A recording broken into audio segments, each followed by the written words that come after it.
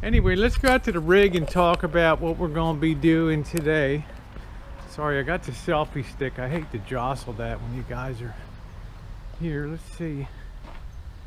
Missy Jen might be out here. I don't know. Yeah, she's out here. So let's talk about what we're doing, what's on the agenda today. And what are we doing here?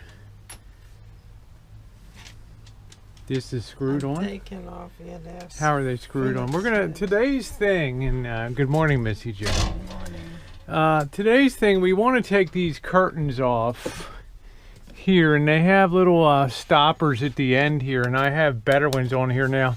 And you can see the way these curtains were manufactured. They have those little T-tabs up top there. I don't know how wide. They slide in the rail here.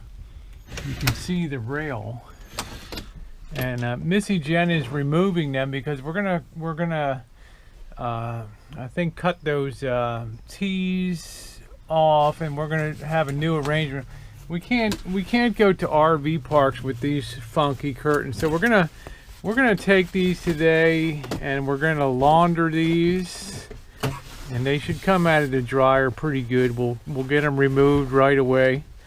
But then we can fit a new arrangement. We have some hooks and some new slides that go in there. So Mr. Jen is taking that down to remove. You don't have to remove that. You just pull the button off. You just pull the cloth off. That's all. There. You got to leave that thing. You got to put that back on there now. So.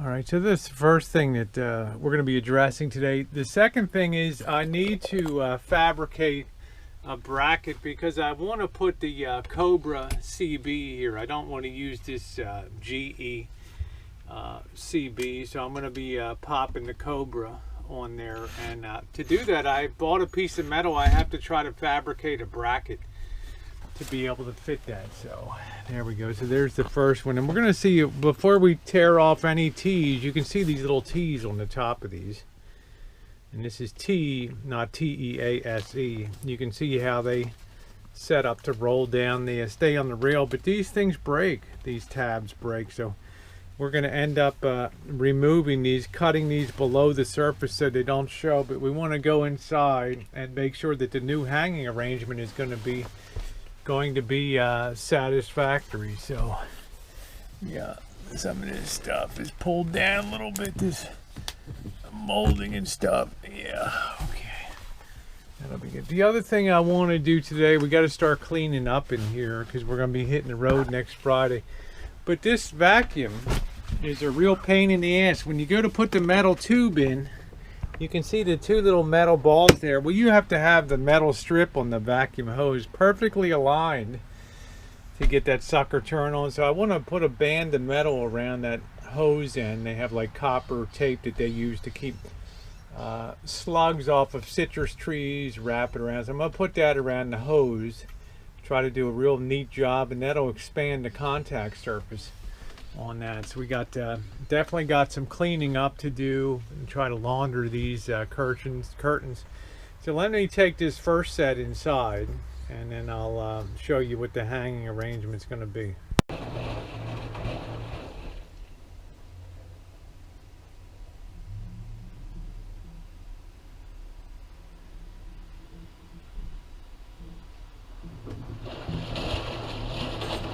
Been about 40 minutes. We still got about 40 minutes to go on this, but looking plenty sudsy and probably a lot cleaner in there. So bye bye Jerry Garcia stink smell in the curtains. I ran down to the store. I tried to get some replacement LEDs for some of the back reading lights back in the bedroom area, but I wasn't successful. But I did get the copper tape that you use to repel slugs and snails from citrus and other trees. And there it is. And we can actually wrap the end of this vacuum where it inserts into the wall there. And of course, inserting it, this metal strip has to line up perfectly on the bottom, or on those two little spring-loaded balls on there, and if they don't hit it perfectly, then the vacuum doesn't come on. So this will give us a, you don't want to sit there 10 minutes trying to get the vacuum running. So this will give, what they should have done is put a whole metal end on here, and they wouldn't have the conductivity problem. So I'm going to wrap this with the copper tape and then give it a try.